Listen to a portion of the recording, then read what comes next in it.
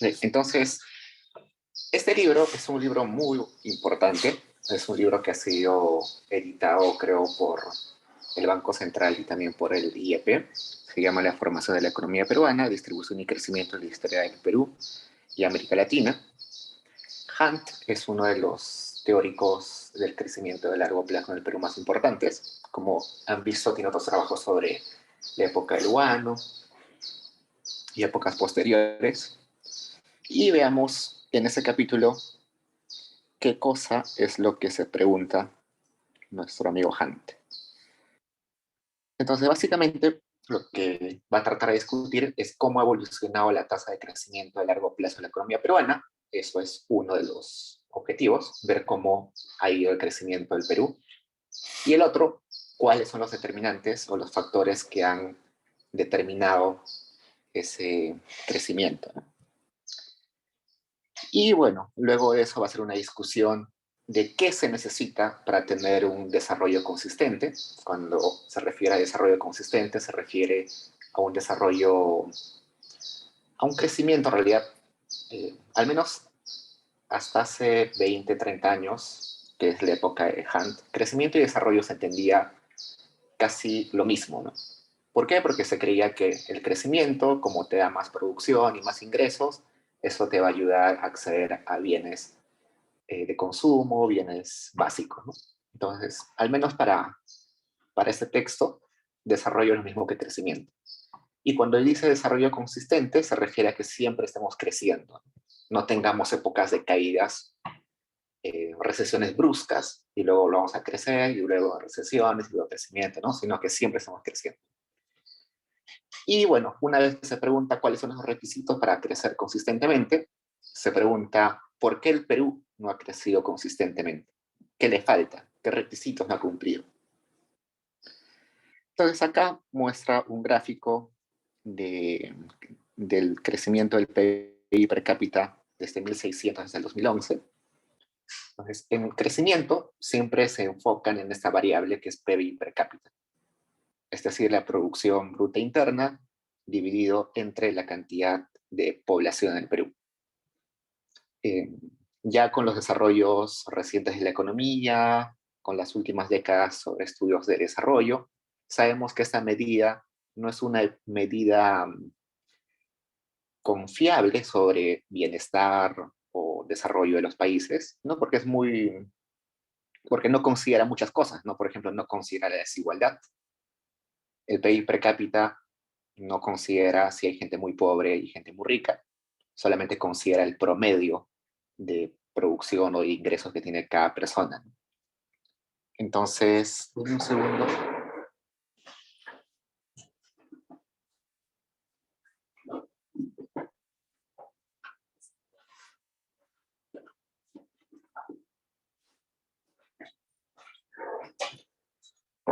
A ver, si por ejemplo, en un país A, en un segundo,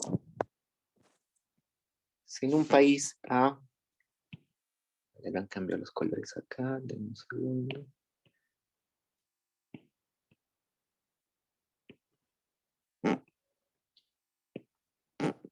Si en un país A hay una persona que gana 20.000 soles y otra que gana 0 soles, en promedio, según el PBI per cápita de esta familia, o de este país, perdón, sería ¿cuánto? 20.000 entre 2, ¿no? Sería 10.000.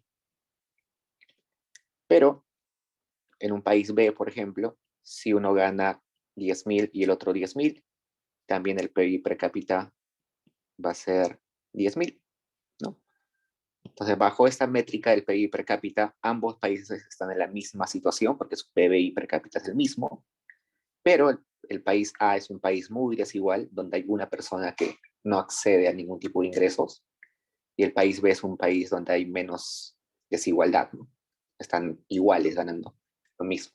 Entonces, el PIB per cápita no permite ver esas desigualdades que son importantes, tampoco permite ver qué es lo que se compra con esos ingresos, ¿no? Es muy distinto utilizar el PIB o tu ingreso per cápita para entretenimiento y otro muy distinto para bienes básicos, ¿no? Como alimentos. Y bueno, hay otras cuestiones más sobre cuán importante es el ingreso monetario y no el acceso a servicios básicos y otras cosas más.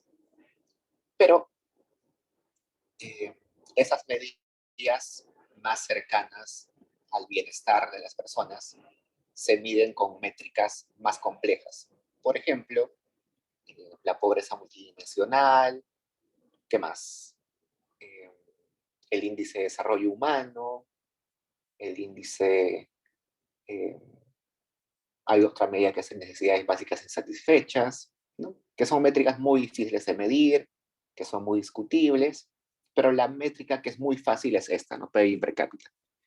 Y lo bueno de esta métrica es que tenemos la posibilidad de medirlo en el pasado con más facilidad que los demás. Entonces, no sé si acá lo ponen. Acá creo que lo ponen. Veamos.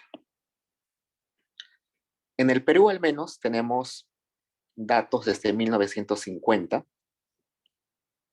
Desde 1950, más o menos, el Banco Central ha tenido, eh, bueno, si recordamos, la idea de los bancos centrales que deberían estar en todos los países no es algo que ha sido de toda la vida. Recién en 1930, con la Gran Depresión, esta idea de que cada país debería tener su banco central empieza a tomar relevancia, y es ahí cuando Estados Unidos, con una comisión que manda al Perú, en el Perú se crea el Banco Central. Años después, el Banco Central empieza según encuestas, levantamientos de información, empieza a medir el PBI per cápita. Entonces, desde 1950, más o menos, el Perú está utilizando una métrica bastante eh, confiable.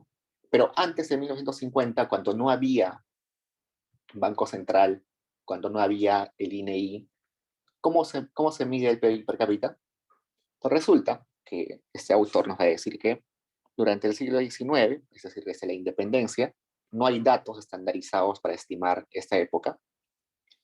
Solamente hay algunos datos administrativos, quizás el gobierno podía registrar las exportaciones e importaciones de los puertos, pero no había un levantamiento de información sistematizado, ¿no? Recién, desde el siglo XX, hay algunos datos agregados entre países, algunos estimados que se pueden realizar. Entonces, el siglo XIX es básicamente datos administrativos que pueden estar en libros contables, en algunas cosas, pero que no son muy confiables. Desde el siglo XX se puede tener no el PBI per cápita, pero sí quizás datos relacionados, ¿no? Por ejemplo, sabemos que en 1930, 40, nuestras exportaciones solamente eran 3 productos, 3, 4 productos, por periodo solo un producto. Y todos esos productos de exportación se registraban en las aduanas. Entonces, con eso se puede saber el volumen de exportación, luego se busca cuáles eran los precios de esos materias primas en ese tiempo, y se estima más o menos el PBI. Entonces, esa es la forma en la cual el proyecto Madison ha logrado tener. Le voy a mostrar el proyecto Madison. Mark, ¿me decías algo? Ah, sí, una consulta. Mencionaste que antes de 1915, creo, o ¿qué año dijiste? Que se comenzó a evaluar el PBI de la manera actual que evaluamos. Mm, Mencionaste que anteriormente era en Lima, pero solo en Lima se sacaba el PBI o de qué otras ciudades. Ah, curiosamente, antes el Perú era menos eh, centralizado. Eh, no sé si les conté esto, pero en Arequipa había una bolsa de valores, la bolsa de valores de Arequipa, y también la bolsa de valores de Lima. Ahora solamente hay la bolsa de valores de Lima, ¿no? Se ha centralizado la bolsa de valores. Del mismo modo, antes el PBI per cápita se medía en Lima, se medía en Arequipa, se medía en algunas ciudades del norte del país, pero luego todo se volvió más centralizado y no hay datos, por ejemplo, de Arequipa en 1900, en los 40, en los 30 no hay muchos datos de Arequipa. y tampoco el norte. Y esto tiene que ver bastante con el hecho de que um, todo, todo el aparato gubernamental se puso en Lima. Resulta que en un momento, esto está en el libro de nuestro profesor, um, ¿cómo se llama? Olarte, la economía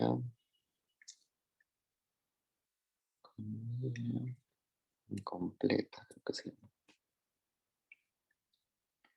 Este libro, Una economía incompleta, eh, hace una discusión de eso, de los datos regionales, de por qué se levantaba solamente información en Lima y no en Arequipa, por qué la Bolsa de Valores de Arequipa se cerró y luego solamente hubo la Bolsa de Valores de Lima.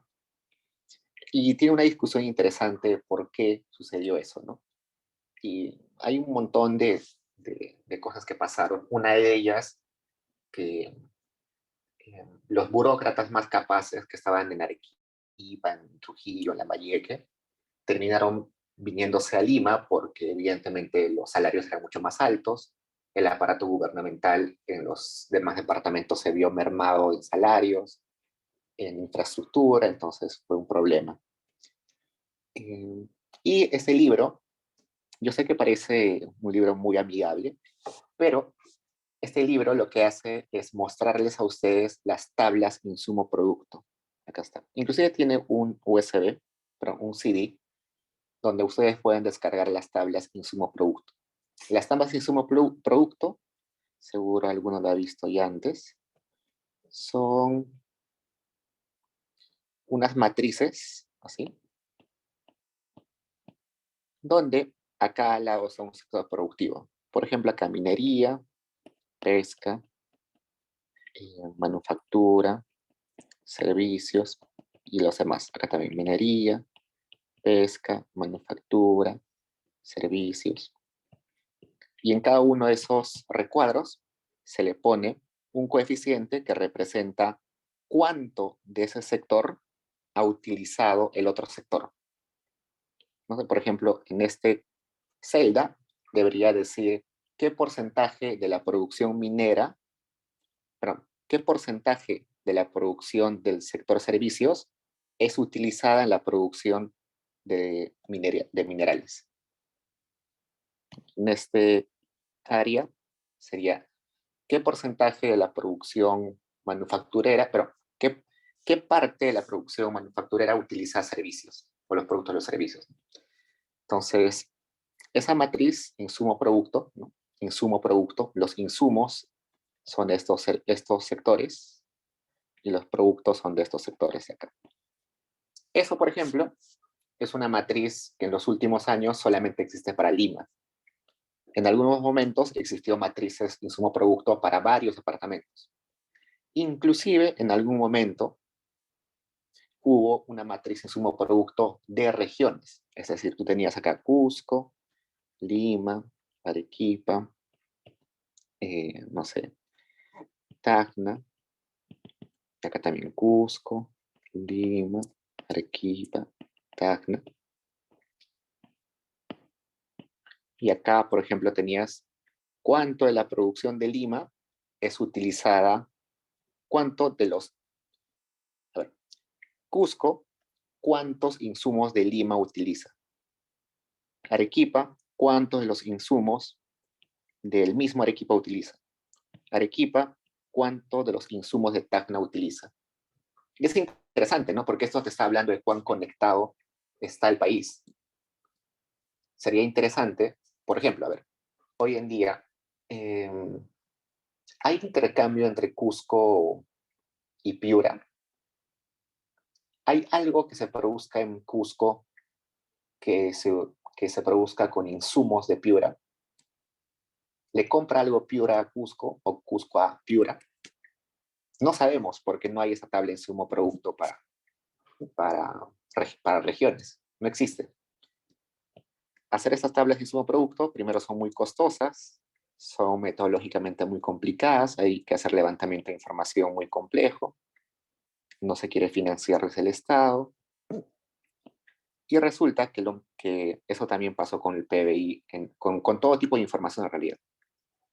Si ustedes van, por ejemplo, a la página del Banco Central y ustedes buscan deuda pública, van a ver que los datos de deuda pública solamente están desde 1990. ¿Eso quiere decir que antes de 1990 no teníamos deuda? No, quiere decir que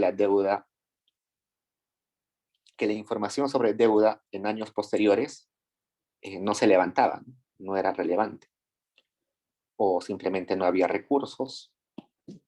Entonces, ese es el problema para hacer estimaciones o para hacer estudios. Pero creo que ya les mostré esto del Madison Project, donde lo puse. El Madison Project, que es un esfuerzo de varios académicos de todo el mundo, que es estimar una serie amplia de PBI per cápita para un conjunto de países, casi todos los países del mundo. Entonces, si el BCR solamente nos puede dar información sobre el PBI desde 1950, este proyecto Madison nos permite tener el PBI per cápita desde 1800 tantos. Vamos a ver.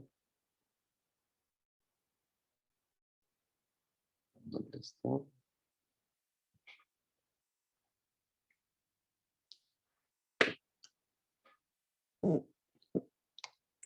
Bueno, Afganistán desde 1820.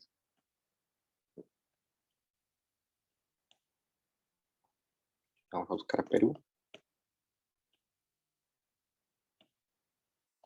Estamos bien lejos.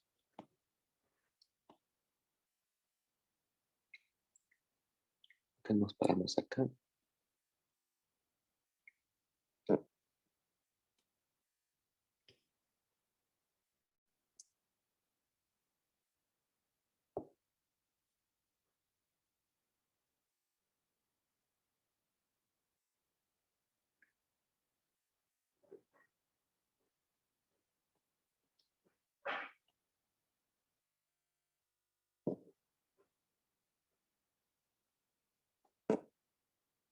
Creo que mi tablet no permite bajar hasta...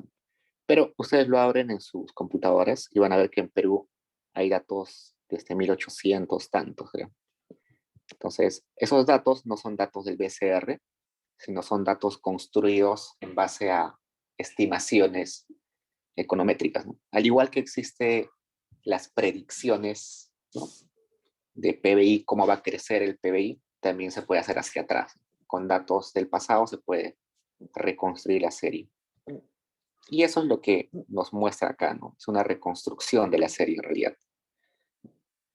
Solamente esta parte de los datos son datos que han sido sacados del BCR, ¿no? Estos datos de acá atrás son datos reconstruidos a partir de otras variables y estos de atrás son aproximaciones, pero parciales, con datos de aduanas, con datos administrativos, con libros contables, que es muy impreciso en realidad. Pero más allá de que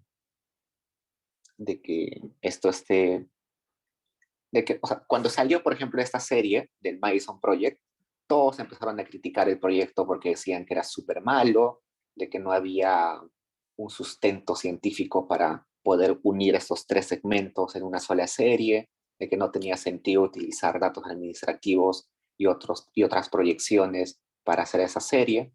Hubo un montón de críticas, pero ya pasados los años nos damos cuenta que es la única fuente de información que existe, ¿no? Entonces hay que utilizarla. ¿Qué más? Acá dice que está en logaritmos. Resulta que cuando nosotros trabajamos con ingresos, gastos, eh, usualmente vamos a transformar a logaritmos los datos para suavizarlos.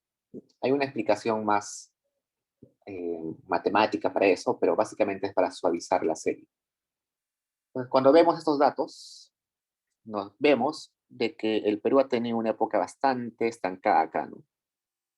Hasta 1820, sumamente estancados. De ahí con la independencia nos caímos De ahí hubo una recuperación bastante interesante hasta 1880. Luego, ¿qué pasa en 1880? O 1879, ¿no? ¿Recuerdan qué pasa ahí? ¿La guerra? Exacto, la guerra con Chile, ¿no? Hay un destrozo, desastroso, llegamos casi a niveles de independencia, ¿no? Literalmente en esos 60 años regresamos al punto, al mismo nivel de PIB. Y bueno, desde ahí hemos empezado ya un crecimiento más o menos sostenido, ¿no? Es interesante cómo desde 1600 hasta 1800, hasta 1900 hemos decrecido, ¿no? En 1900 estábamos peor que como estábamos en 1600 en la colonia. Y luego ya hemos tenido un crecimiento bastante interesante, ¿no? Entonces, explicar ese crecimiento es lo que nos vamos a ver acá. Entonces, ¿cuáles son los determinantes más importantes de ese crecimiento a largo plazo según la teoría? Entonces, la teoría nos dice que para que un país crezca hay tres cosas que nos debemos fijar. O sea, por ejemplo, ustedes son unos inversionistas del exterior y dicen, ¿a qué país voy a invertir mi dinero porque quiero llevar mi dinero por 20 años a un país? ¿En qué se debe fijar esa persona? En el ahorro que hay en ese país, en las inversiones y en los factores institucionales. El ahorro, básicamente, nosotros sabemos que, al menos en economías cerradas, que el ahorro es igual a la inversión, ¿no? Todo lo que se ahorra no es que se guarda debajo del colchón, sino que termina siendo fondos prestables en el sistema y eso está disponible para ser prestado. Las empresas piden prestado y eso se invierte al final. En una economía abierta, esta igualdad no necesariamente va a ser igualdad. ¿Por qué? Porque la inversión también puede ser el exterior, ¿no? El sector externo también puede traer inversión, pero el ahorro es una buena proxy de cómo va una economía. Por ejemplo, ¿qué países ahorran más? ¿Los países ricos o los países pobres? Los ricos, evidentemente, ¿o Los no? ricos, ¿no es cierto? Uh-huh. Por ejemplo, la propensión marginal a consumir, que es un término que ustedes en macro han puesto seguro con C1, ¿no? Propensión marginal a consumir. 1 menos C1 sería propensión marginal al ahorro, ¿no? Esa propensión marginal al ahorro en países desarrollados es más o menos 80%. En países pobres es más o menos 20%, inclusive menos. Eso quiere decir que en países ricos las personas reciben sus salarios, sus ingresos y gastan solamente el 20% y el resto lo tienen ahí para emergencias, para ahorro, ¿no? Pero en países pobres recibes tu salario y casi todo lo gastas en alimentos, en pagar servicios básicos, en pagar salud. Entonces ya no tienes para ahorrar mucho. Entonces, un país donde la gente ya tiene saciada sus necesidades básicas puede ahorrar un montón y ese ahorro eventualmente se va a convertir en inversión, ¿no? La gente va a comprar departamentos, va a comprar acciones, otras cosas. Lo otro que se debe fijar es la inversión, no solamente inversión nacional de los nacionales, sino extranjera. Si hay más inversión, hay mayor desarrollo de capital físico, capital humano, todo ello, y por tanto, en el largo plazo va a ser mejor, ¿no? Va a haber mejor perspectiva económica. Y finalmente, los factores institucionales. ¿Qué quiere decir? Básicamente, la seguridad para invertir. Lo básico, derechos de propiedad, que nadie te quite lo que tú has comprado, un sistema judicial bastante eficiente, eh, los registros de propiedad intelectual también bien desarrollados, ¿no? Estabilidad política, estabilidad jurídica, todo ello. Entonces, leamos. El autor hace referencia a dos conjuntos de variables, pero es posible pensar esto desde la perspectiva de Acemoglu en relación a los derechos de propiedad y en relación a otros autores institucionalistas. Ustedes seguro ya conocen a Acemoglu y Robinson escribieron un libro donde se preguntan por qué los países fracasan, si no me recuerdo. Es un libro que ya se ha vuelto estándar y donde su principal argumento es que el determinante más importante del desarrollo de un país es la política o la estabilidad política en realidad. Y ahí ponen ejemplos, ¿no? Por ejemplo, ponen a Colombia como un ejemplo de fracaso institucional. Al menos ha habido un montón de años con la guerrilla, con narcotráfico, con leyes con congresos tomados por narcotraficantes. En algún momento los narcotraficantes quisieron pagar la deuda externa de Colombia a cambio de tener eh, libertad para producir cocaína en Colombia. Entonces, un ejemplo clarísimo de un país con instituciones muy débiles, y en ese libro se recalca un montón ese caso. Ese tipo de países no son países donde haya buenas perspectivas de crecimiento, ¿no? Ya vimos. Allá, y esto. Según el gráfico que hemos visto hace un rato, el Perú sí puede crecer, el problema es su inestabilidad al momento de crecer, ¿no? Acá nos han demostrado que puede, al menos desde la época republicana, ¿no? Que es desde 1821, el Perú sí ha podido crecer, ¿no? Ha tenido periodos de amplio crecimiento. El problema está en estos periodos donde cae drásticamente, ¿no? Si esos periodos de decrecimiento no hubieran existido, estaríamos muy por encima, ¿no? Entonces, el problema en el Perú no es que no sabemos, no es que no podemos crecer, sino que crecemos irregularmente. Entonces, acá se va a poner a explicar por qué la inestabilidad económica del Perú, y acá les pone esto, ¿no? Ahorro va a ser igual a inversión. Esto siempre considerando que es una economía cerrada, ¿no? El ahorro es igual al ahorro de las familias y de las empresas, pues, perdón, al ahorro que se le dice ahorro P, que es ahorro privado, que son familias básicamente, y el ahorro del gobierno. También le pueden meter, si quieren, el ahorro del sector externo. No, no es necesario. Entonces, todo ese ahorro se junta, se convierte en fondo prestable, y eso al final las empresas lo agarran y lo invierten. En su curso de macro seguro han visto un modelito con esos, algo parecido. En el caso peruano, no podemos hablar estrictamente sobre ese modelo porque el caso peruano es una economía abierta. Y en la economía abierta no va a haber esa igualdad de ahorro igual a inversión. ¿Por qué? Porque hay flujo de capitales que entran y que salen del país. Entonces, la inversión no solamente va a depender del ahorro, sino de cuántas divisas entran al país.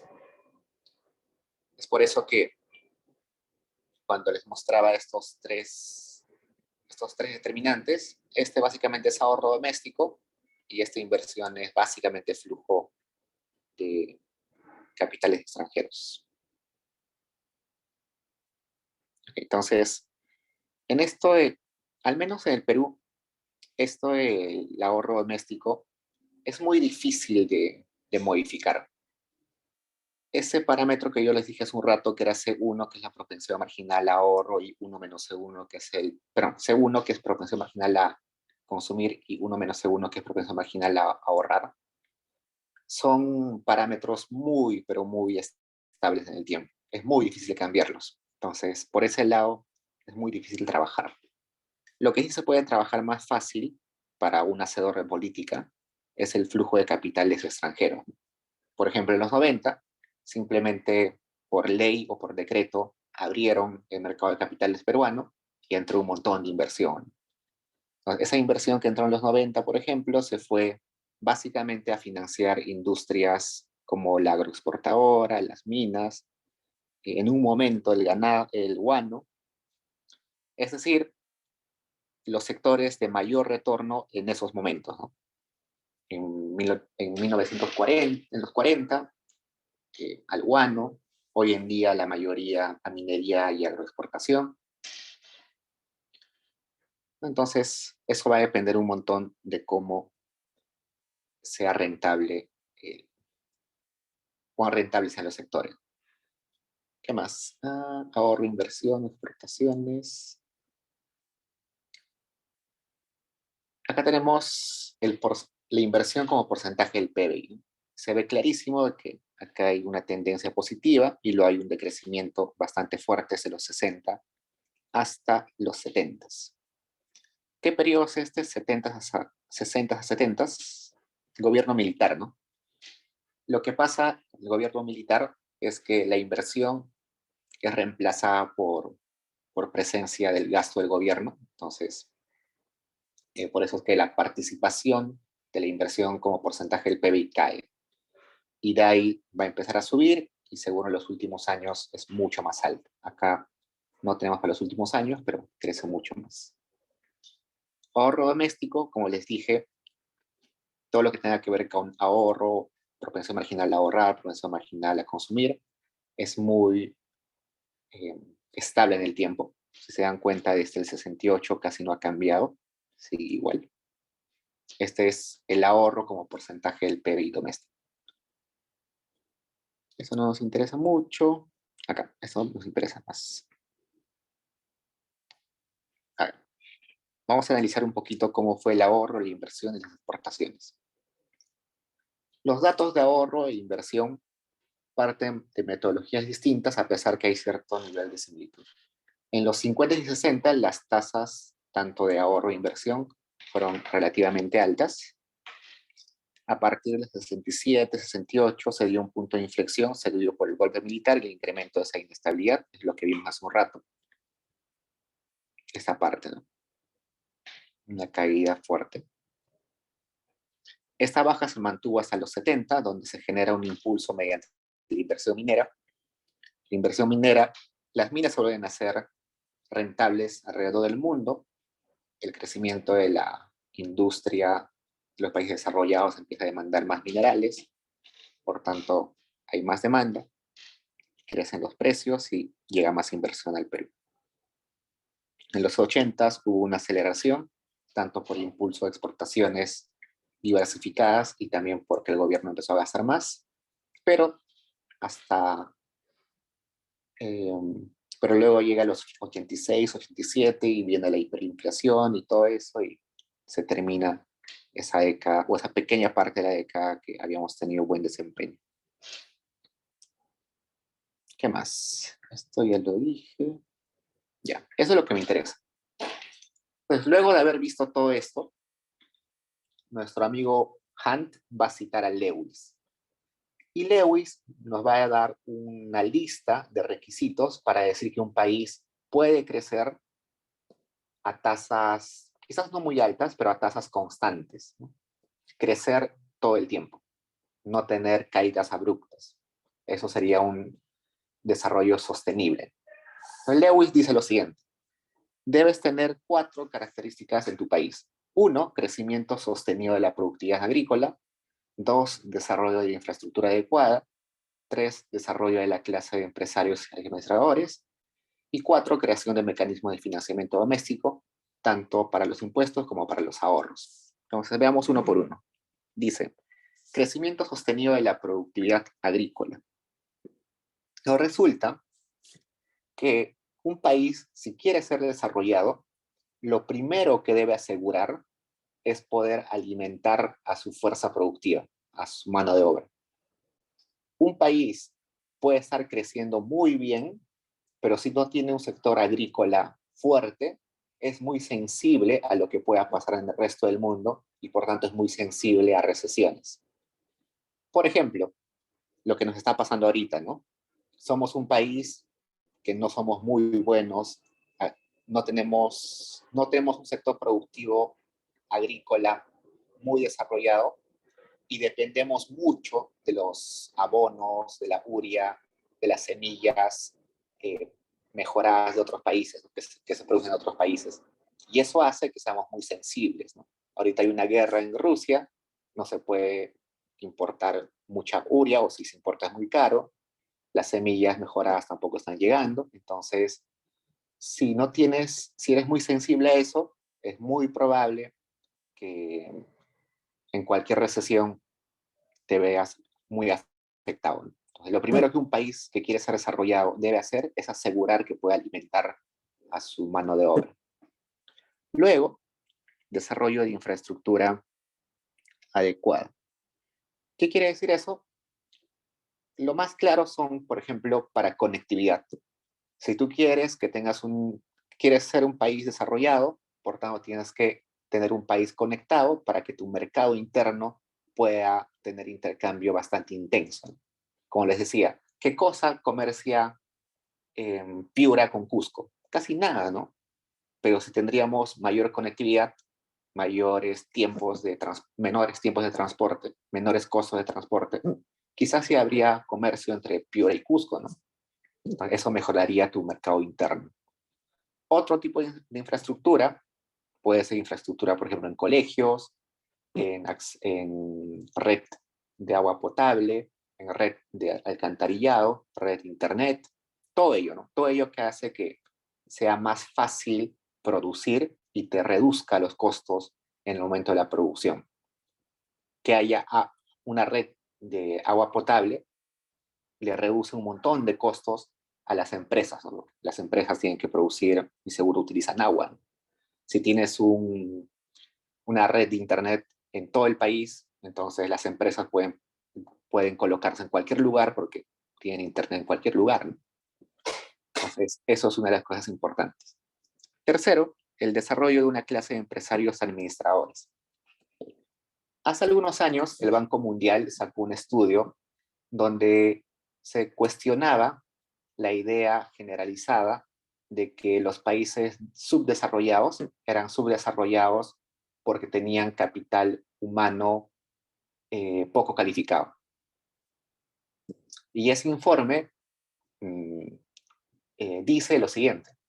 Dice que en realidad no importa mucho que el común de tus trabajadores esté poco calificado. Lo que importa en realidad es que los administradores de esa fuerza laboral estén mal o bien calificados.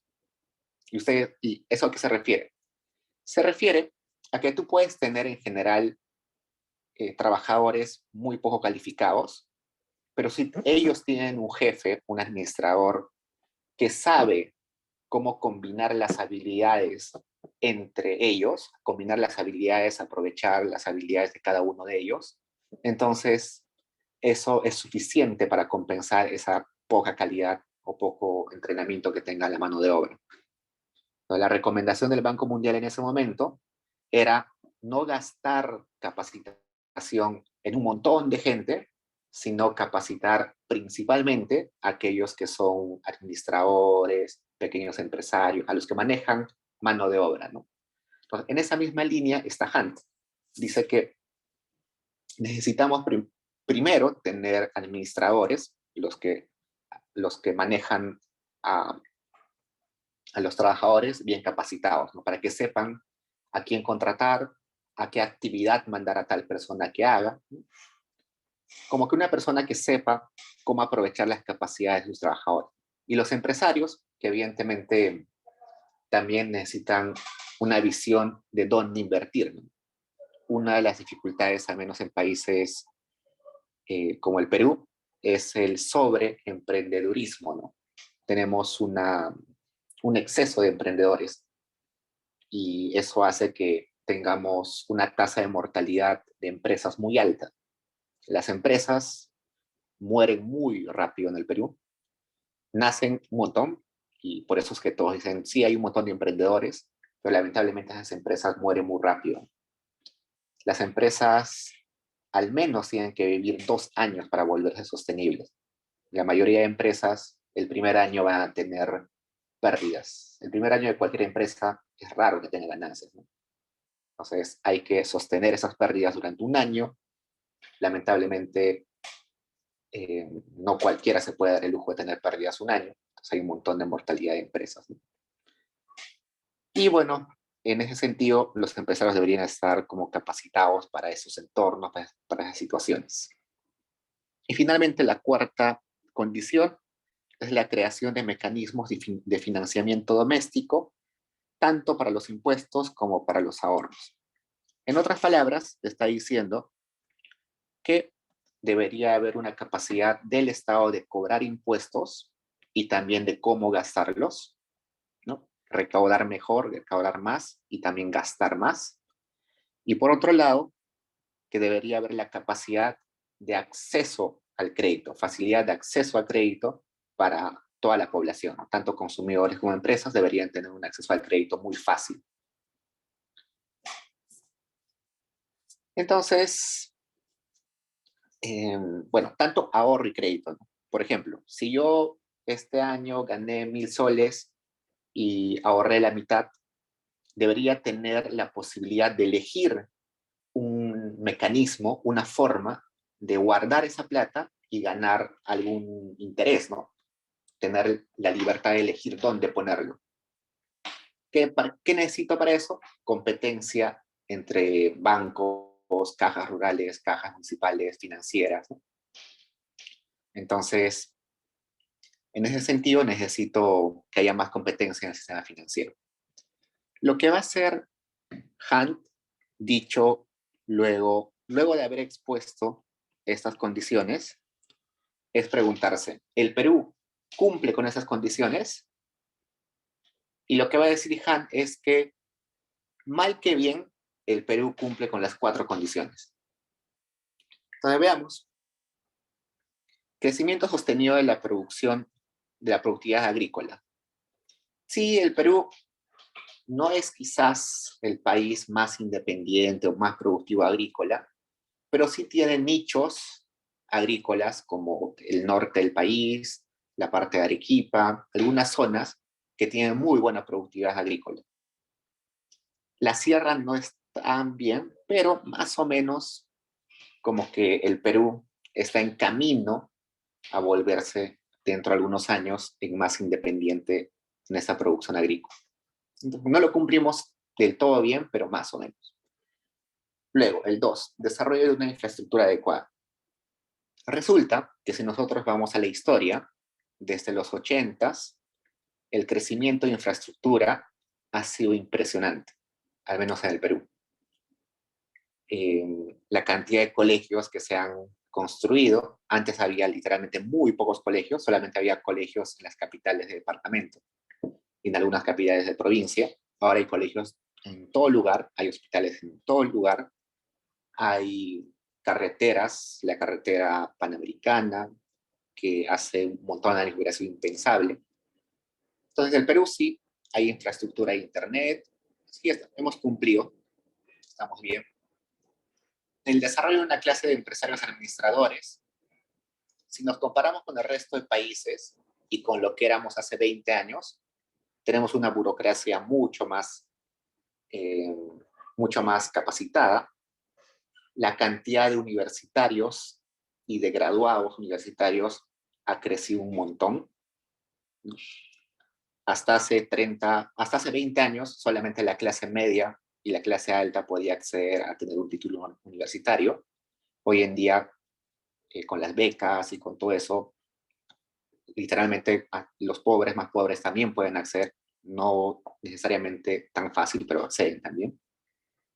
Y los empresarios, sí, ha habido un desarrollo bastante grande, hay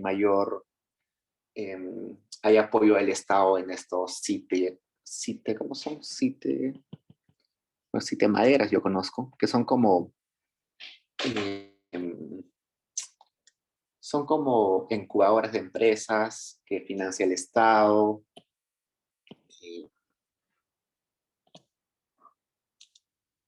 Un montón de empresarios extranjeros han venido al Perú y se han instalado acá, y eso ha hecho de que ellos puedan transmitir un montón de conocimientos a los empresarios peruanos.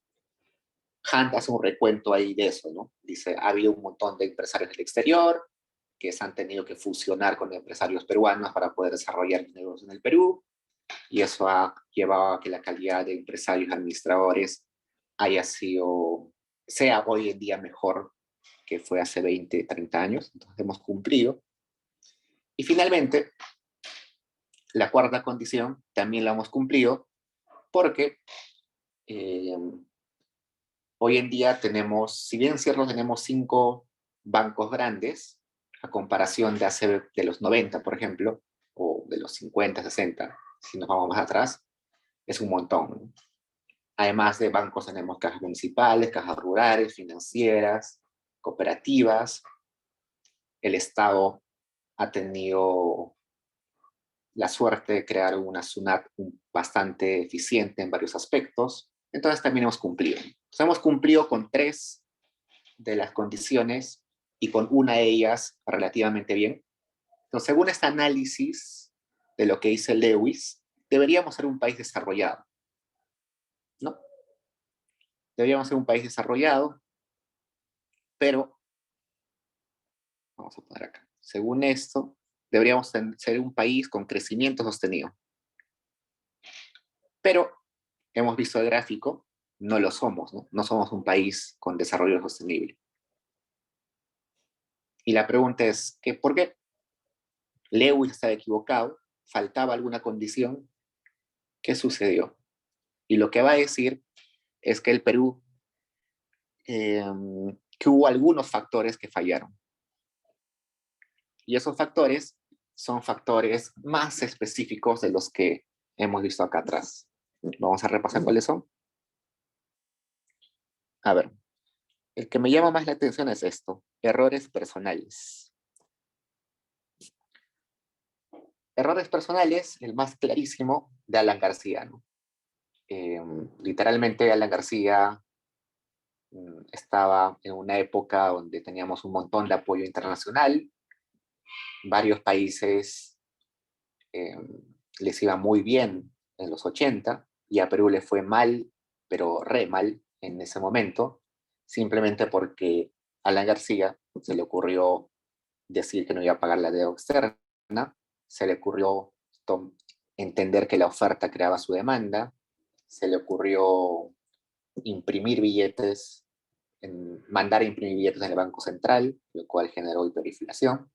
Entonces, esos son errores personales que lamentablemente han tenido repercusiones fuertes, ¿no?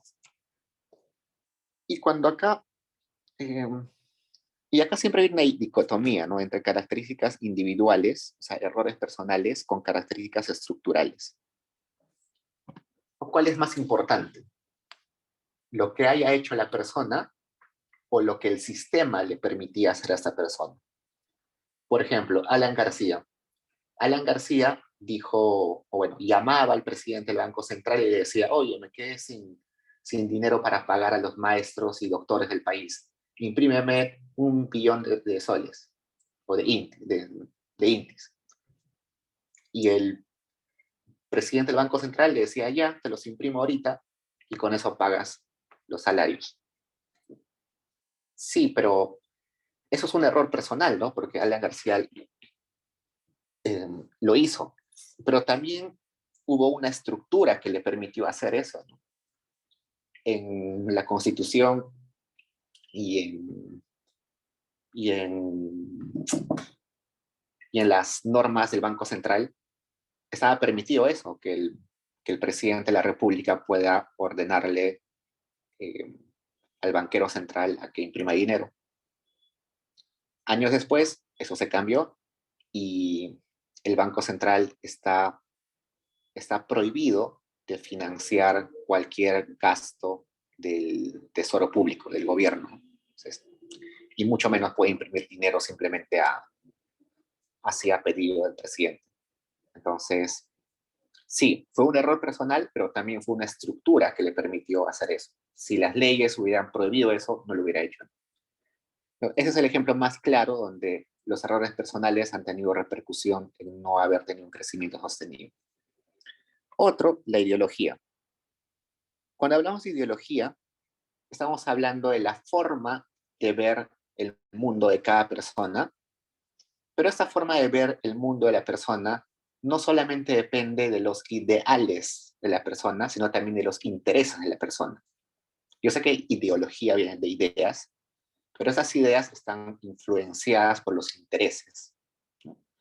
Entonces, sí, un empresario llega a la presidencia de la República y tiene la idea, como estuvo todo el tiempo trabajando en empresas, de que el gobierno se tiene que manejar como una empresa, ¿no? Llega, no sé, un presidente de una ONG a la presidencia y entiende que el gobierno se debe manejar como una ONG, ¿no? Llega, no sé, no quiero poner ese nombre, llega un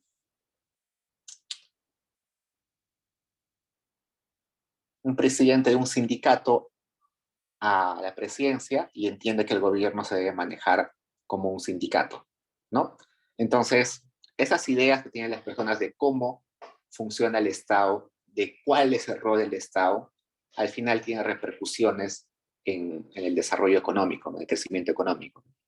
Por ejemplo, si un empresario llega a la presidencia pensando que el gobierno debe funcionar como una empresa, ¿qué va a hacer? Reducir costos, ¿no? ¿Cuáles son los costos? No sé, salarios, reducir el salario mínimo vital, eh, aumentar los beneficios monetarios y dónde quedan los beneficios más abstractos, más subjetivos, ¿no? Si un presidente de una ONG llega al gobierno y cree que el gobierno se debe manejar como una ONG, lo más probable es que no le dé importancia a la productividad y al desarrollo empresarial, sino solamente a la parte de políticas públicas.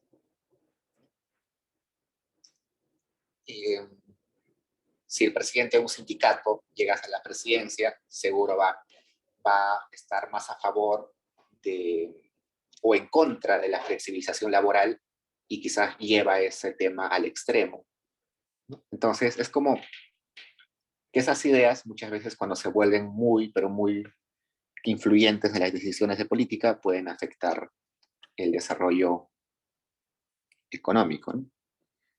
A ver, por ejemplo.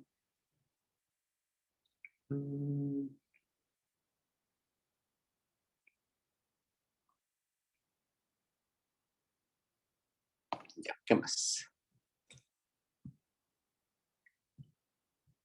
Otro. Acá dice, el imperialismo expresado en el poder de las empresas multinacionales. Ok. Esto es algo que dice Hunt. Hunt dice, citando a otros autores, de que el imperialismo también es una barrera a que los países nos podamos desarrollar. ¿Eso qué quiere decir? Cuando hemos definido imperialismo, hemos dicho que el imperialismo es cuando eh, la producción nacional está condicionada a intereses exteriores, ¿no? Los países grandes, desarrollados, exportan capitales a los países que todavía no se han desarrollado, entonces condicionan la producción de esos países a intereses extranjeros. Entonces, hay una teoría de la dependencia bastante amplia en economía que dice que los países del centro nunca van a dejar que los países de la periferia se vuelvan centro, porque sin periferia no existiría centro.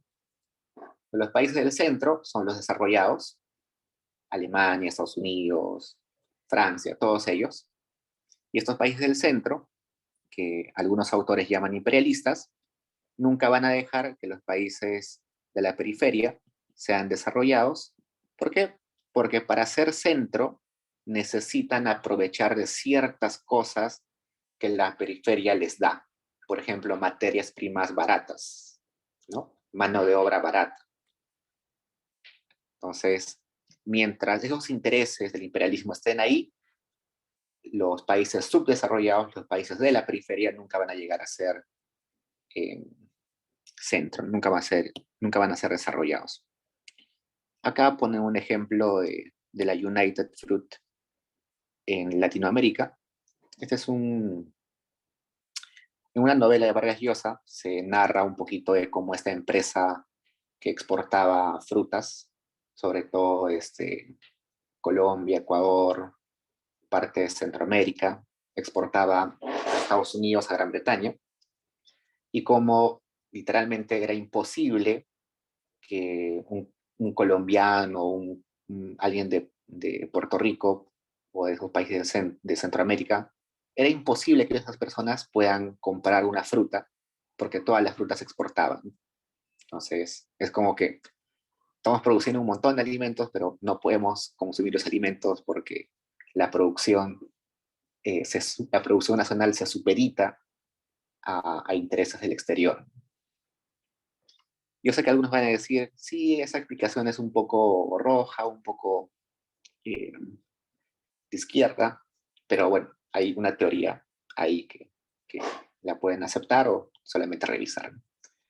Y luego nos dicen los términos de intercambio mediante la dinámica de exportaciones. Esos son los términos de intercambio, ya les expliqué creo una vez. Básicamente lo que está diciendo es que los precios de exportación entre los precios de importación, que son los términos de intercambio, para el Perú han ido decreciendo en el tiempo, ¿no? Es decir, los precios de las cosas que exportamos han caído en el largo plazo y las cosas o el precio de las cosas que importamos han subido con rapidez. ¿Por qué? Exportamos materia prima y la materia prima no tiene valor agregado, es simplemente rocas, minerales que se pueden descubrir yacimientos en otras partes, entonces el precio cae, en el largo plazo cae. Y los bienes que importamos son bienes básicamente con valor agregado, que necesitan innovación, tecnología, como computadoras, automóviles. Y como tienen ese valor agregado, sus precios siempre van a estar aumentando. Entonces, eso hace que los términos de intercambio caigan. Y este término de intercambio básicamente lo que me está diciendo es cuán ventajoso es mi comercio exterior. Si este término de intercambio está cayendo, es como que mi comercio exterior no me está siendo ventajoso a comparación de otros países. Si tendremos un término de intercambio positivo, mis exportaciones, mi comercio exterior es ventajoso. Cada vez estoy ganando más por mi comercio exterior. Pero lamentablemente en el Perú y en países desarrollados tenemos este problema que nace básicamente porque exportamos solamente materias primas. Materias primas sin valor agregado.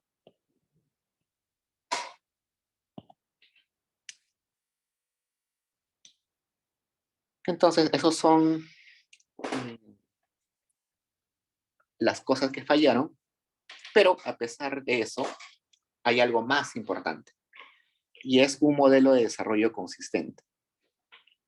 Si nosotros regresamos al gráfico que hemos visto antes, una de las cosas más subyacentes que están ahí es que cada vez que cambiamos de presidente, cambiamos de modelo muy rápido, ¿no?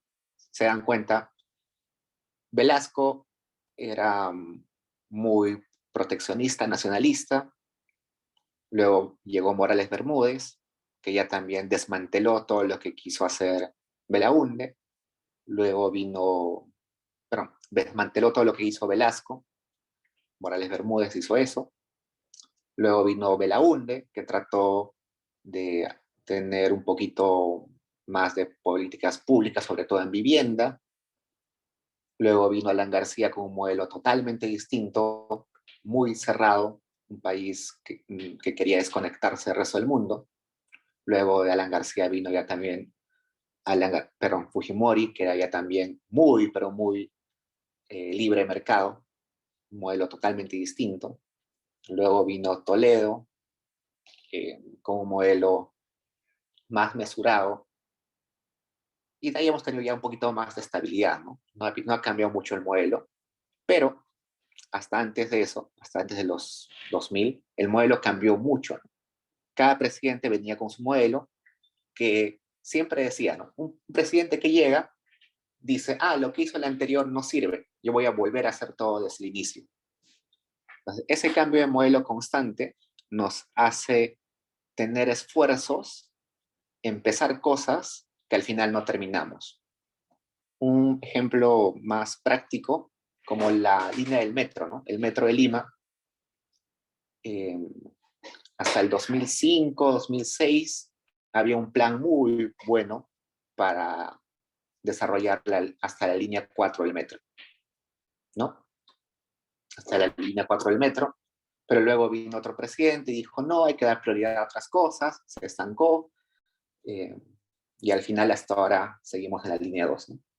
Entonces no se avanza. ¿Por qué? Porque estamos cambiando de modelo, porque consideramos que lo que hizo el anterior no estaba bien. Entonces, una serie de gobiernos no han podido mantener un conjunto de políticas de manera consistente a través del tiempo. Entonces no ha habido consenso entre estos.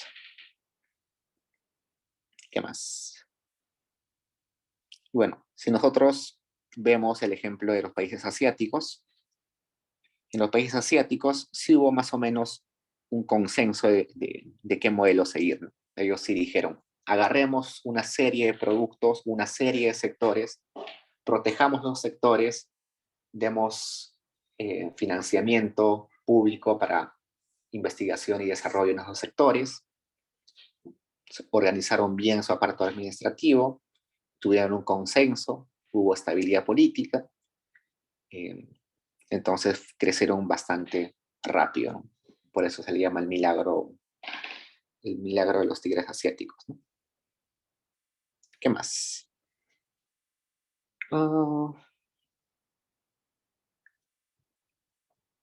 Y bueno, y básicamente es lo que nos dice Han, ¿no?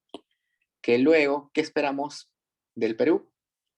Que bueno, si seguimos con conflictos, si seguimos sin tener un consenso sobre el modelo económico y político, al final, a pesar de que tengamos todas las características para ser sostenibles en el tiempo, sin este consenso, sin esos cambios de ideas, sin esos errores personales, sin esas capacidades personales de los gobernantes o ese consenso entre clase política y empresarial, sin nada de eso, no vamos a poder tener un desarrollo de largo plazo.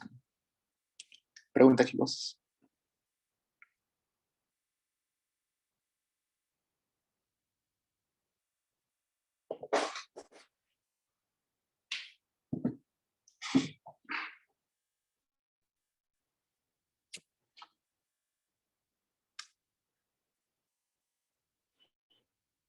Mark. ¿Puedes repetir por qué entre 1913 al 29 Perú y Chile fueron una de las economías que crecieron a mayor escala? Porque creo que entre ahí es el comienzo de la Primera Guerra Mundial, creo, en el 14. Sí. Ya, lo que pasa en el 13 y el 29, no hemos visto este periodo con ustedes. Ya, entre el 13 y 29, lo que pasa es que hubo un gran, no un gran, sino un boom exportador, sobre todo de, de productos un poquito más diversificados. Algodón, azúcar, ¿qué más? Algo de caucho, creo. Algodón, azúcar, café. Básicamente fue un boom agroexportador en esa época. Sobre todo Perú, Chile y un poco el sur de Ecuador se vieron beneficiados, sobre todo por los altos precios. No es que producíamos un montón, no teníamos la capacidad de producir mucho, pero los precios sí fueron muy altos y nos fue bien, ¿no?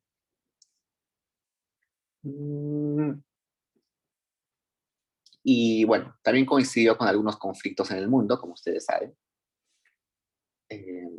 No solamente las guerras, como hemos visto en algún momento, te traen demanda porque tienes que alimentar un ejército, tienes que vestir a todo un ejército, tienes que mantener todo un conflicto y eso te levanta la demanda, sino que también luego del conflicto, inmediatamente después del conflicto, necesitas rehacer tu economía, ¿no? Ha habido destrucción por la guerra, entonces la demanda para la reconstrucción también aumenta. Y eso coincide en este periodo. Evidentemente en el 29 todo cae con la Gran Depresión, pero antes sí nos iba más o menos bien, sobre todo por la guerra y luego por un poquito la reconstrucción de la guerra. ¿Jefferson? Profe, sí, buenas noches. Entonces, el, ¿la economía dependía principalmente del factor externo Sí, o del interno? no, del externo. Ah, Solamente hubo un periodo muy corto, 1890, 1900, donde el Perú no dependió mucho del exterior, pero todo el resto de historia del Perú ha dependido del sector externo. Y eso ha facilitado la reconstrucción de este gráfico. Este gráfico, ustedes, quizás este periodo de 1820 hasta 1900 no hubiera podido ser eh, reproducido si el Perú hubiera tenido mayor crecimiento interno que externo. ¿No? Porque eh, como todo era, como el grueso de la actividad productiva era exportación, entonces estaba registrado en las aduanas, estaba registrado en la contabilidad de los buques, estaba registrado en las aduanas del país de destino. Entonces, eso hizo fácil un poquito más fácil reconstruir esa serie, ¿no? Pero si el comercio hubiera sido, o el crecimiento hubiera sido básicamente por economía interna, no hay registro, ¿no? Cada departamento no tiene su aduana, ¿no? Entonces sí, hasta hoy, ¿no? Hasta hoy casi el grueso de la economía peruana se mueve por el sector externo. Ese periodo que les digo que no se movió, que el Perú no dependió del sector externo, fue un periodo básicamente porque Gran Bretaña se asustó de Latinoamérica y se fue, hubo unos conflictos, sobre todo por el pago de la deuda, y obligados nos quedamos un poquito solos en el mundo. Brian, Profesor, buenas noches. Quería preguntarle si el problema de que la economía interna sea baja o mala es un tema de las políticas fiscales que han tomado los presidentes en estos años o es una cuestión de la mentalidad de los peruanos. mm, es un poco de todo, pero sobre todo se le dice esto, en términos económicos se llama la complejidad económica. La complejidad económica, que es complexity economics, complejidad económica, es un concepto que te dice eh, cuán, no quiero decir complejo, sino cuánto valor añadido tiene tu producción, ¿no? Entonces, lamentablemente, la mayoría de cosas que exportamos no son complejas, ¿no? Son muy simples, son piedras o son insumos que no han sido transformados. Si tuviéramos una producción más compleja, ¿no? En lugar de exportar solamente minerales, exportáramos chips, ¿no? Seríamos menos vulnerables del sector externo. Pero ese ya es un problema estructural, ¿no? Es un problema que, aunque un presidente lo quiera cambiar, no lo va a poder hacer en 5 años. Aunque el sector empresarial se ponga de acuerdo, no lo va a hacer en 5 ni en 10 años. O sea, es un problema conjunto, ¿no? Y creo que otros dirían que es la maldición de los recursos, ¿no? No estoy tanto de acuerdo con eso, pero otros dirían es la maldición de los recursos, ¿no? Según esa teoría, los países que tienen un montón de recursos, como, como ya tienen los recursos ahí, se vuelven rentistas, ¿no? Entonces no hay necesidad de innovar porque ya lo tienes todo, ya tienes asegurado tus ingresos. Si fuéramos un país sin recursos, como Japón, por ejemplo, que no tiene recursos naturales, entonces buscarían otra forma de tener ingresos y la única forma es innovando. Entonces, en realidad es una pregunta compleja. Tiene que ver algo con eso de la maldición de los recursos, que como ya teníamos ingresos asegurados por exportaciones de minerales o guano o esas cosas, no nos preocupamos por explorar otro tipo de producción más compleja, ¿no? Y hay también, eso generó la mentalidad rentista, no solamente en los empresarios, sino también en los gobernantes. Sí, es básicamente eso. Es una pregunta muy compleja. Hay un...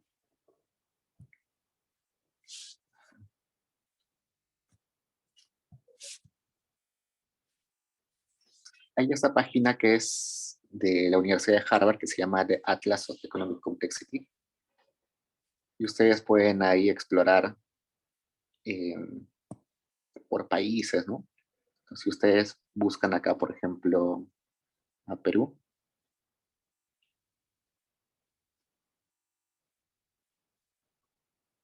acá les sale que exportamos, ¿no? 20,63, cobre, 12,87, oro, mira acá, seguros y finanzas, 2,2%. Nada, ¿no? Casi todo es minerales. ¿Qué cosa importamos? Importamos autos, un montón. Importamos maíz, trigo, ¿no? Petróleo, computadores, juguetes. Y si vemos otros países, no sé, a ver, China. ¿Qué exporta China? Computadores, electrodomésticos, aparatos de radio, televisión. ¿Qué importa? Petróleo, soya, oro, cobre, cobre refinado, ¿no? Entonces, eso es clarísima la diferencia entre un país que tiene de diferentes tipos de producción, ¿no? Pongamos Estados Unidos, a ver, Estados Unidos.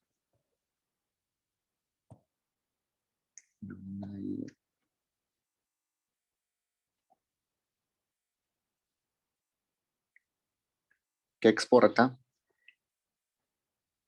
autos, petróleo refinado, no crudo, electrodomésticos, partes de vehículos, medicinas, ¿no? Que importa petróleo, óleo crudo, medicamentos, ¿no? O sea, la estructura productiva es muy distinta, ¿no? Entonces pueden ir hacia atrás. Estos datos del 2019, podemos ir hacia atrás. 2010. Y la estructura productiva no ha cambiado mucho, ¿no? Desde el 95 hasta el 2019 no ha cambiado mucho. Y así pueden explorar y se dan cuenta que hay una diferencia abismal entre cómo se comporta la producción de países desarrollados y el Perú y otros. Esta página es interesante utilizarla si a alguien le interesa. Y acá también tienen un ranking de complejidad, ¿no? ¿Qué países son más complejos económicamente? Veamos Perú.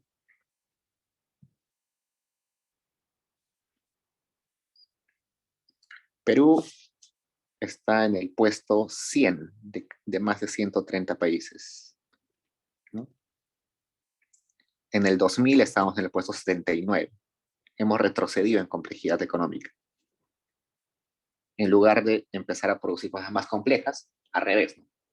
Hemos ido hacia atrás. Estamos en el puesto 100, que es ya muy, pero muy baja complejidad económica. China, por ejemplo, acá pasó de puesto 46 y ahora está en el puesto 16. Vietnam pasó del puesto 107 al puesto 56. ¿Quién es el país más complejo? Japón. Estados Unidos 11. Italia 15. ¿Quién es el menos complejo? Nigeria. Nosotros estamos en el 100, ¿no? Estamos al lado de Senegal, de Ghana, de Kuwait, de Botswana, de Tajikistán. Increíble, ¿no? Estar al lado de Tajikistán. Eso también como que condiciona, ¿no? Cómo es nuestra economía. ¿Preguntas, chicos?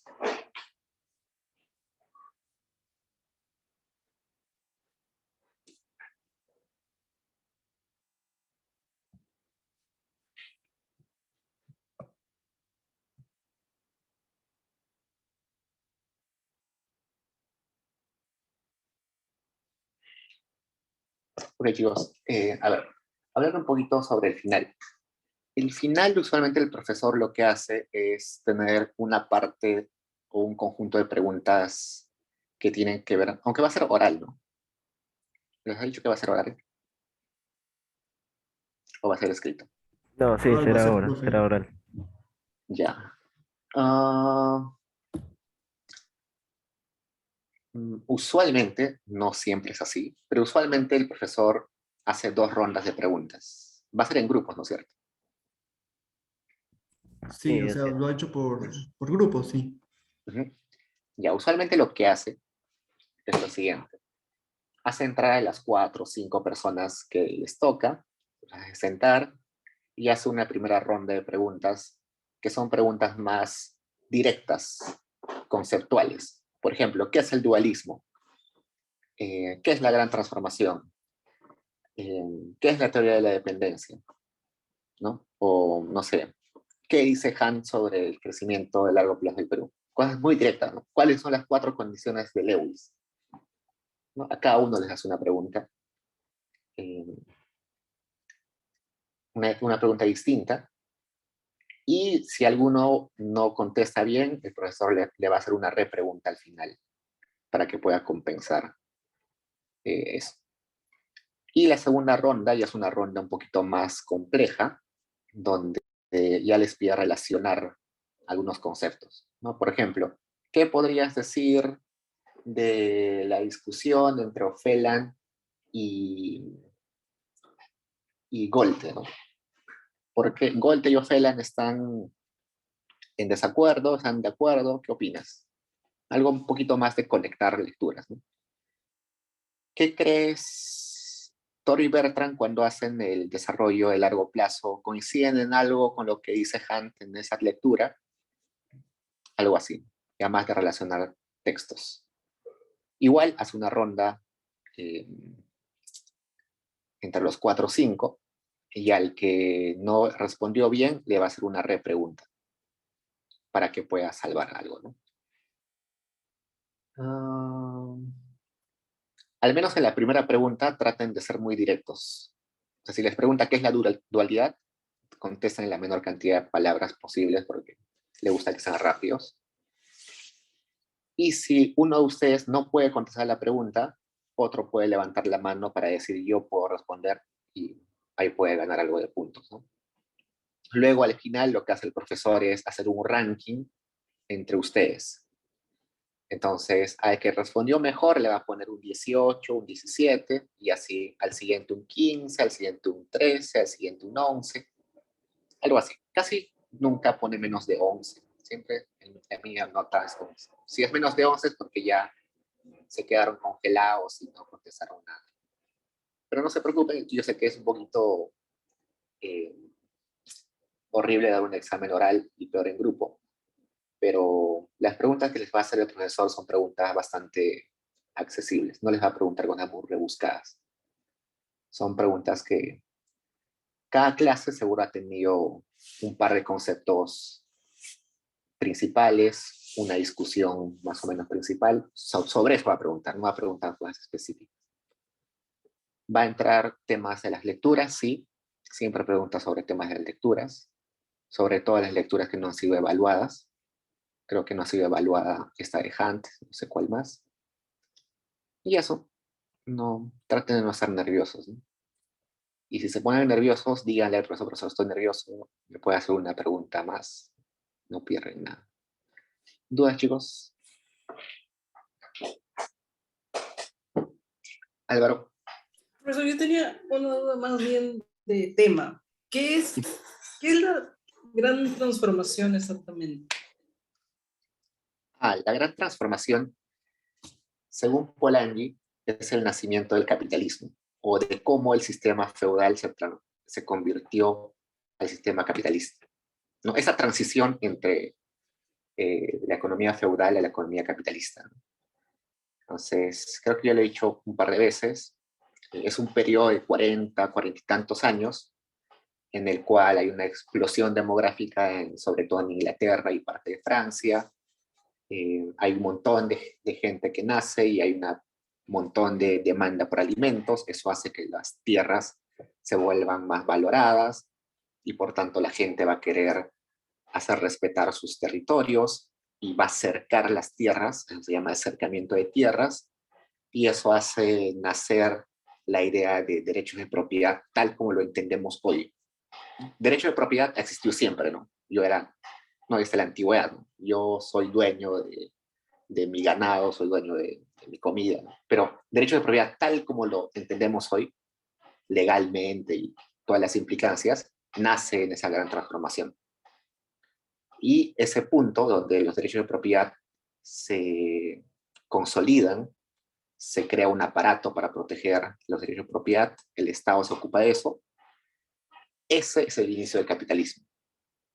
Entonces, a eso se refiere la gran transformación, ¿no? Convertir una economía totalmente feudal a una economía capitalista, esa transición.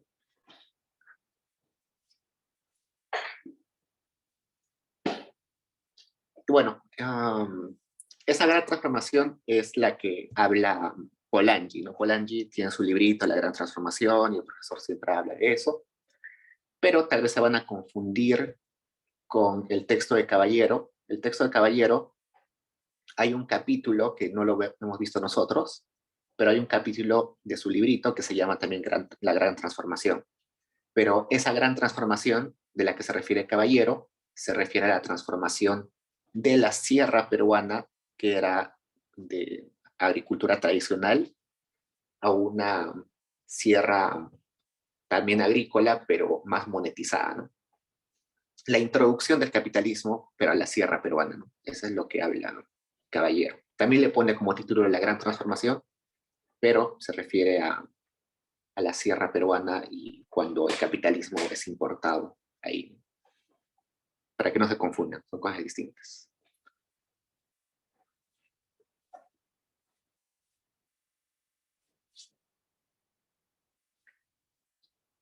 ¿Más preguntas, chicos? Álvaro. Profesor, una consulta.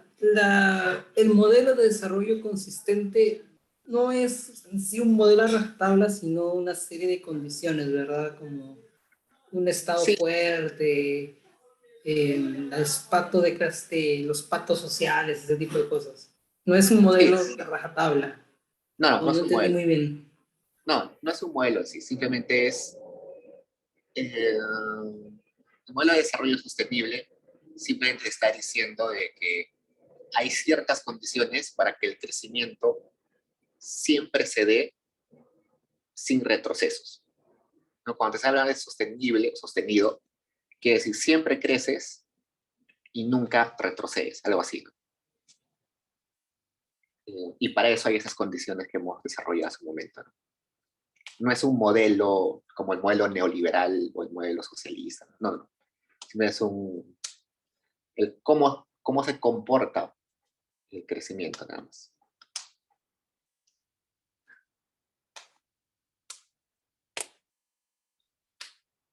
Álvaro, Sí, profesor, gracias.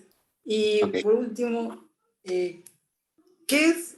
Porque cuando estaba en el texto donde se menciona la teoría de la dependencia, hay un lado que dice externo, pero también interno. ¿Qué es esa parte interna de la teoría de la dependencia? No, no te entendí bien. Es decir, eh, la teoría de dependencia habla también de que por temas internos un país puede ser dependiente. No entendí muy bien esa parte. No recuerdo el texto exactamente en qué parte dice eso. A ver, ¿me escribes para chequearlo? No recuerdo exactamente. Ya, Me profesor. escribes y me dices en qué página más o menos. Te voy a chequear. ¿Más preguntas, chicos?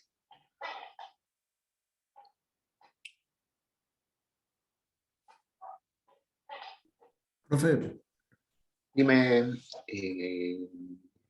no veo tu nombre. Carranza me sale. sí, sí, Dime. yo. Eh, el profe siempre pide preguntas, respuestas muy concisas, o más o menos de cuánto tiempo. En la primera parte, en la primera ronda que te digo, si no más de un minuto tienes que responder, ¿no? Son respuestas conceptuales, básicamente. así que espera que sean cortas. Si es menos, mejor. En la segunda parte sí es como que puedes un poquito explayarte, quizás 1 minuto y medio, pero tampoco mucho, ¿no? Traten de ir siempre a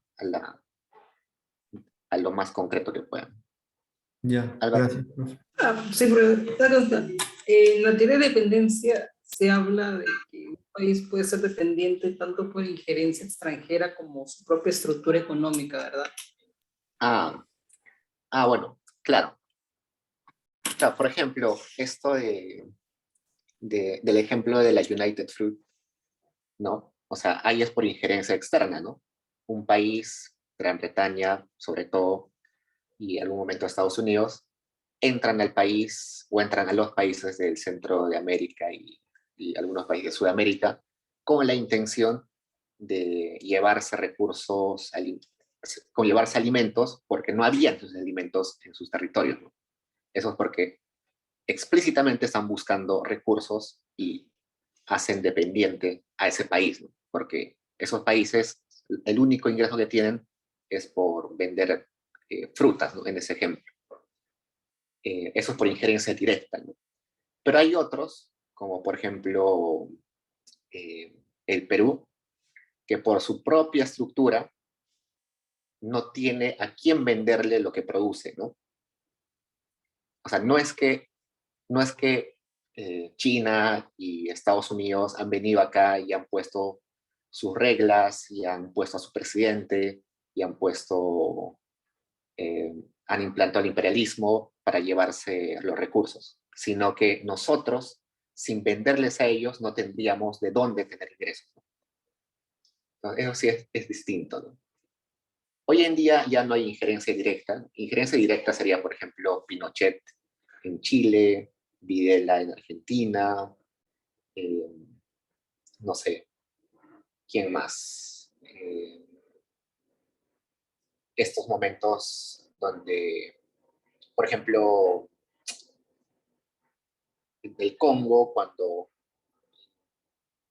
Bélgica estuvo en el Congo sacando caucho en un momento, es cuando un país directamente va y toma el poder, ¿no? O está detrás de los que tienen el poder. Pero injerencia indirecta es porque nosotros necesitamos del otro país, ¿no? No es que no han venido a imponernos.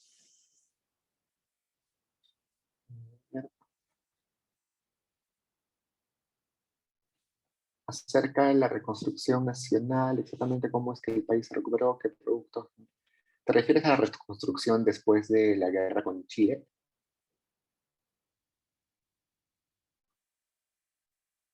Sí. A ver, la reconstrucción después de la guerra de Chile fue, no sé cómo decirlo, pero fue una época muy lenta, la recuperación fue muy, muy lenta, y fue muy lenta exactamente porque no teníamos que ofrecer al resto del mundo y ningún país estaba interesado en lo que teníamos. Estábamos prácticamente solos. Por eso la recuperación es muy lenta. Hay algún cuento de Valdelomar, creo que es, y que se ha quedado en la memoria de un montón de gente, que dice que la recuperación de, del Perú después de la guerra con Chile fue una recuperación más del sudor de la gente, ¿no? Es decir, que fue dinámica nacional. Y sí, tiene algo de razón. Los primeros años de la recuperación básicamente fue una recuperación interna. No es que nosotros pudimos ofrecerle nada al mundo, ¿no? Eso fue en 1879, ¿no? Hasta el 83, si no me recuerdo. Entonces, recién la recuperación ya más fuerte, vamos a ver acá el gráfico, sería esto, ¿no? Viene de 1900. Si se dan cuenta, vamos a borrar esto. Inicia la guerra, acá más o menos, 1779, hasta acá es la guerra. 1779, acá empieza la guerra, termina en 1884 hasta acá, Y como te das cuenta, no hay casi recuperación, ¿no? Esos primeros años, hasta 1900.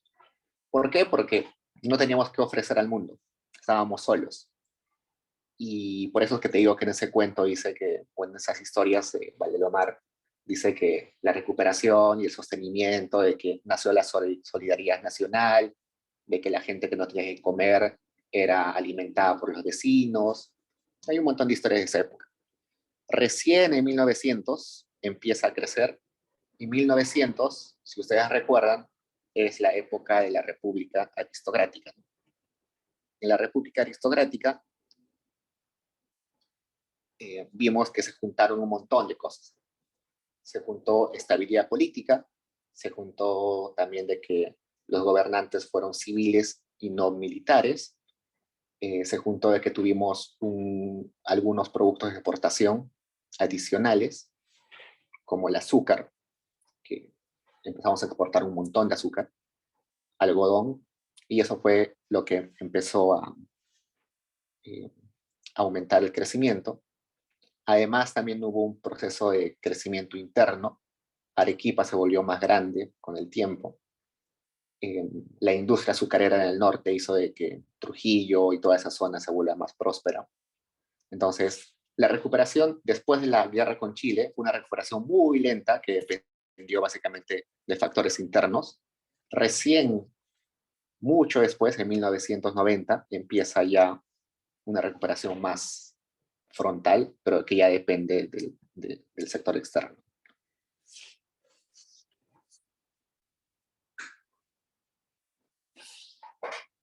Entonces, básicamente nos recuperamos porque empezamos a tener algo que ofrecer al resto del mundo. ¿Más preguntas, chicos?